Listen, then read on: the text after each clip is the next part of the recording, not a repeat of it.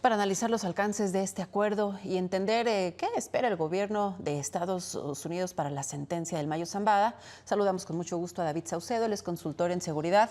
¿Cómo estás, David? Muy buenas noches. Pues finalmente un acuerdo de culpabilidad, más no un acuerdo de cooperación. Y ayer el abogado del Mayo Zambada ya lo dejó muy claro, que la información que posee el Mayo Zambada se la va a quedar el Mayo Zambada. No, bueno, definitivamente no es así. Hay un acuerdo entre el líder del cártel de Sinaloa y el gobierno norteamericano.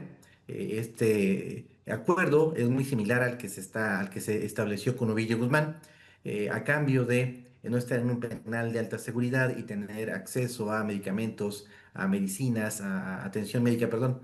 El Mayo Zambada estaría colaborando con el gobierno de los Estados Unidos dando la geolocalización de narcolaboratorios, rutas de trasiego hacia los Estados Unidos, la identidad de políticos, empresarios, altos jefes policíacos, militares que han colaborado en el pasado con el cártel de Sinaloa. Evidentemente, el gobierno norteamericano va a administrar la información, no la va a soltar toda de inmediato, y también el Mayo Zambada, en la estrategia que está tejiendo con su equipo de abogados, tampoco van a soltar, dar todos los nombres y toda la información que podrían dar porque se quedarían sin fichas para poder negociar. Lo más probable es que el Mayo Zambada se reserve algunos datos y que esta ansiada lista que ha generado mucha expectación en México, la identidad de gobernadores, legisladores, alcaldes, posiblemente integrantes del gabinete federal que hayan colaborado con el cártel de Sinaloa, no se dará a conocer de manera abrupta, sino que irá a cuentagotas y con base en los intereses de los norteamericanos, el propio gobierno de México, que también está involucrado en una negociación con el Mayo Zambada, y por supuesto los propios intereses del Mayo para obtener beneficios carcelarios en los Estados Unidos. Y por si este acuerdo que detallas muy bien, David, se le olvidara al Mayo, el propio juez Brian Cogan ayer en la audiencia de ayer le hizo notar, bueno, ahora independientemente de todo, usted me tiene que comprobar que es culpable. Pues pareciera algo extraño y que ya está pues con la declaración y con la acusación del gobierno, pero no, pensemos que para el Mayo esto, el acuerdo de culpabilidad, es una salida de la pena de muerte, es una salida de un juicio con condiciones más adversas, como tú detallabas, así lo garantiza y vamos a manejarlo en este sentido.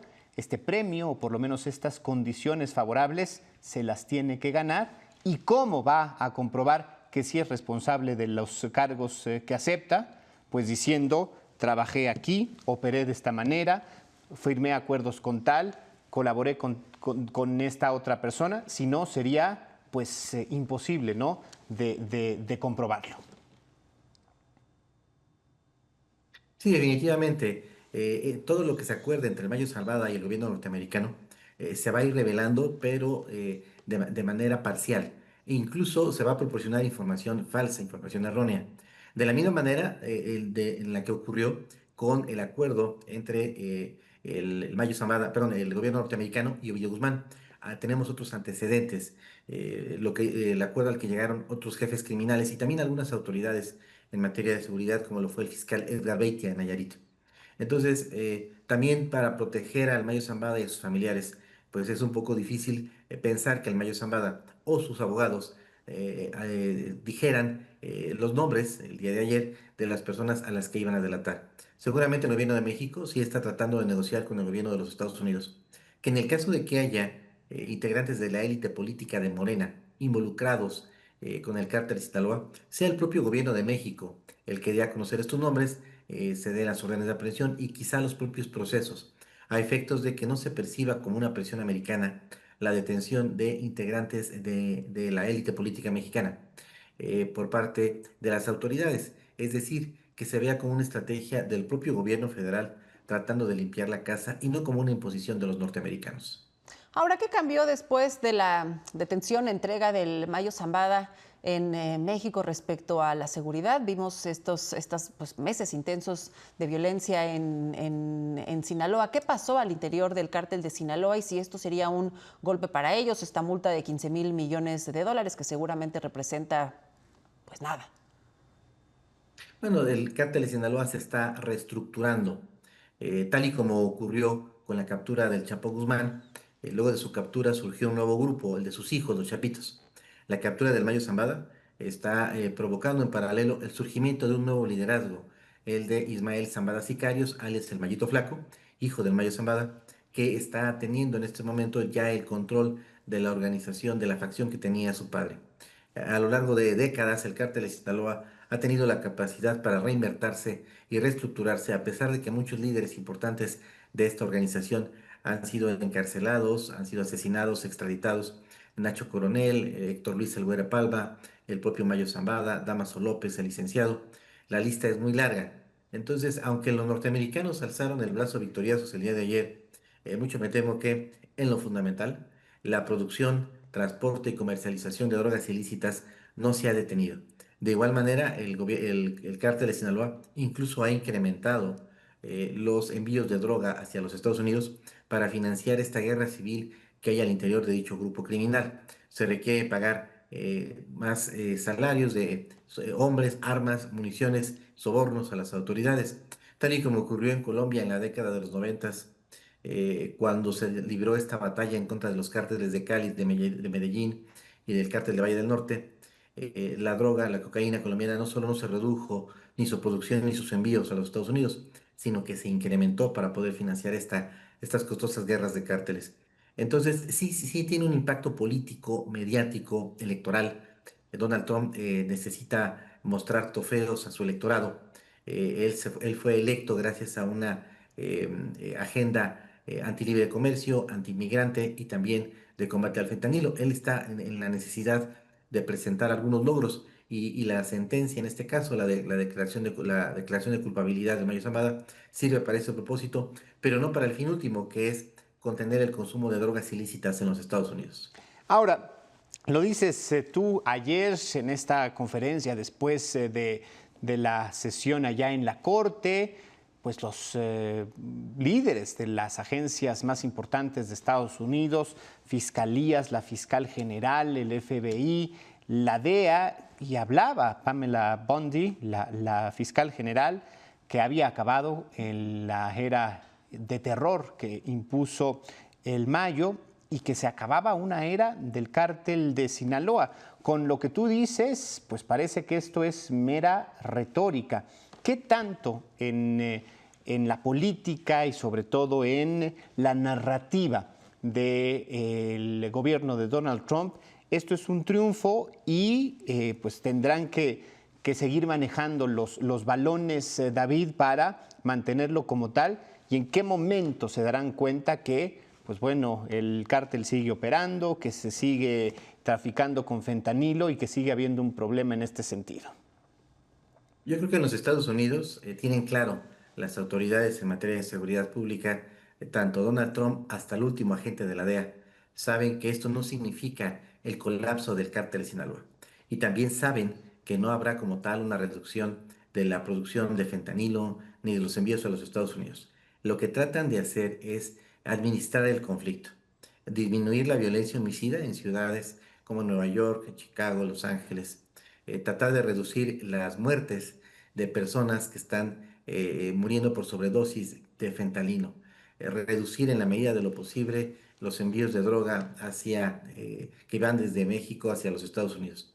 Es decir, contener un poco el problema, administrarlo, reducir algunas aristas filosas, eliminarlas en este negocio ilícito del narcotráfico.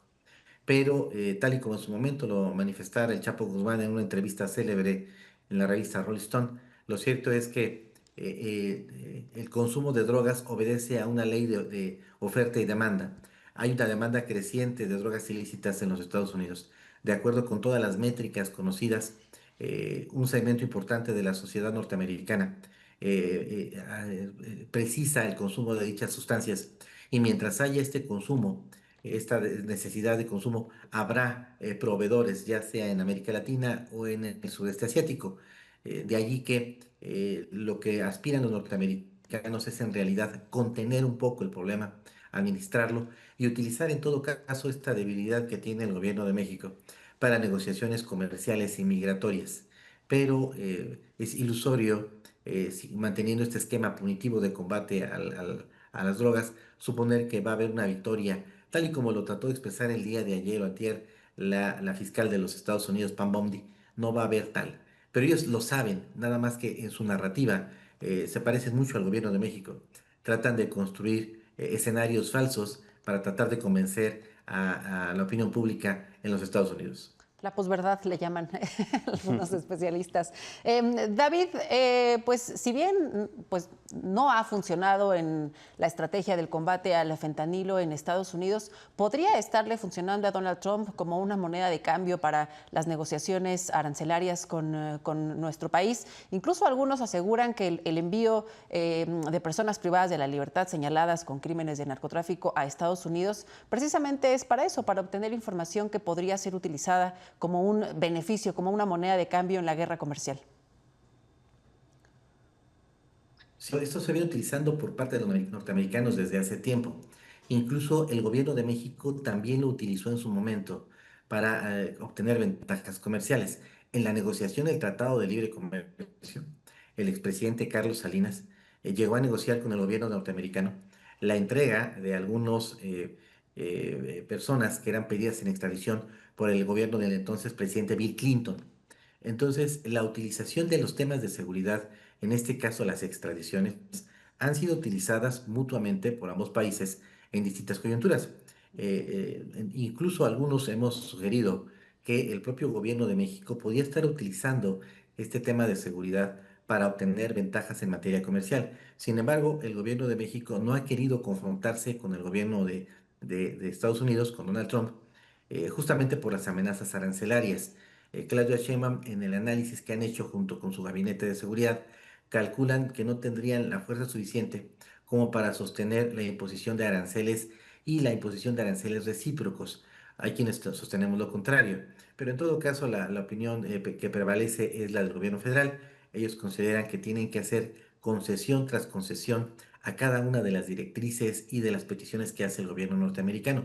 El problema es que estamos sujetos a un chantaje interminable por parte de Donald Trump, puesto que aun y cuando se van cumpliendo las metas que nos está imponiendo en materia de decomisos, de captura de narcotraficantes y de extradiciones, suele haber mes y medio después, nuevos chantajes arancelarios. Y bueno, estamos sujetos a un chantaje interminable en virtud de que nunca se definieron métricas de éxito. ¿Cuál es el umbral de éxito? ¿Cuáles son los objetivos a los que habría que llegar? El indicador crítico de éxito nunca se definió y el propio Donald Trump constantemente va subiendo la cuota que tiene que pagar México y esto no se puede en ninguna negociación comercial bilateral en materia de seguridad. Ahora, uno, está esta dinámica a la que haces referencia y dos, lo que eventualmente aparecerá. Dices, no será una lista que de repente aparezca o que mande el gobierno con 100 nombres de políticos, de militares, de jefes policíacos, pero irán apareciendo por ahí, David. ¿Qué tan probable y cómo vendría una desestabilidad para el gobierno mexicano y cómo tendría que irlo sorteando? Porque ya oímos ayer a la presidenta, lo confirmó hoy, queremos pruebas, un discurso bastante diferente a lo que pasó con el juicio de que fue el jefe de la policía mexicano, Genaro García Luna, y pues bueno, ahora la narrativa es distinta, exigen pruebas, pero sin duda la presión mediática, la presión social vendrá cuando quizás aparezca por ahí un secretario de Estado, un gobernador, algún líder de partido, y qué tanto puede eso calar. Bueno, tengo entendido que se está negociando, que el gobierno de México planteó a una delegación del Gabinete de Seguridad de Estados Unidos que en su caso la presentación de acusaciones en contra de gobernadores como el gobernador Monreal, David Monreal de Zacatecas, o integrantes del gabinete como Mario Delgado, el secretario de Educación, al cual se le acusa de haber trajido una relación con el líder del Huachicol, un personaje ya fallecido, asesinado en Tamaulipas, de haber recibido financiamiento para candidatos de Morena o para integrantes del gabinete de seguridad, concretamente algunos generales que ocupan posiciones prominentes dentro de la Secretaría de la Defensa. O sea, David, que además el de gobierno de México ya conoce esos señalamiento. nombres, ya lo sabe, ya los domina y nada más está pues administrando el problema para saber cuál es la mejor forma de salir de él. La petición que hizo el gobierno federal fue que el anuncio de su investigación, posible detención, sea por parte del gobierno de México, Ok. que no Sí, venga sí. por un anuncio de los Estados Unidos y que se vea como una estrategia interna del propio gobierno de Claudia Sheinbaum de estar limpiando ella misma la casa. Sin embargo, hay resistencias. De hecho, el gobierno federal ha planteado la posibilidad de que sean mencionados, o en su caso sentados en el banquillo, algunos narcopolíticos vinculados con enemigos internos de la presidenta Claudia Sheinbaum. Me refiero a personajes ligados a Marcelo Ebrard, secretario de Economía, Ricardo Monreal, coordinador de los diputados de Morena en la Cámara de Diputados, o el propio Adán Augusto, Como ya líder de ocurrió. menores de Morena. Es decir, personajes incómodos y que la presidenta Claudia Sheinbaum parece que no estaría tan a disgusto en el caso de que se les mencionara como vinculados con actividades delictivas.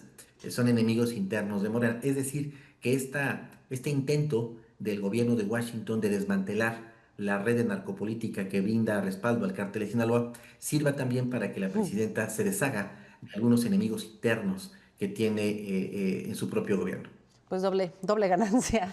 Muchísimas gracias a David Saucedo, consultor en seguridad. Estaremos conversando seguramente contigo muy pronto y por lo pronto el 13 de enero del 2026 conocer la sentencia del Mayo Zambada. Muchísimas gracias. Gracias a ustedes, les mando un abrazo. Fuerte abrazo. Nosotros nos vamos a una pausa, es breve. Le contaremos de un desalojo en la colonia Roma Norte. Los afectados denuncian una expropiación. Los funcionarios señalan legalidad. Los detalles al volver.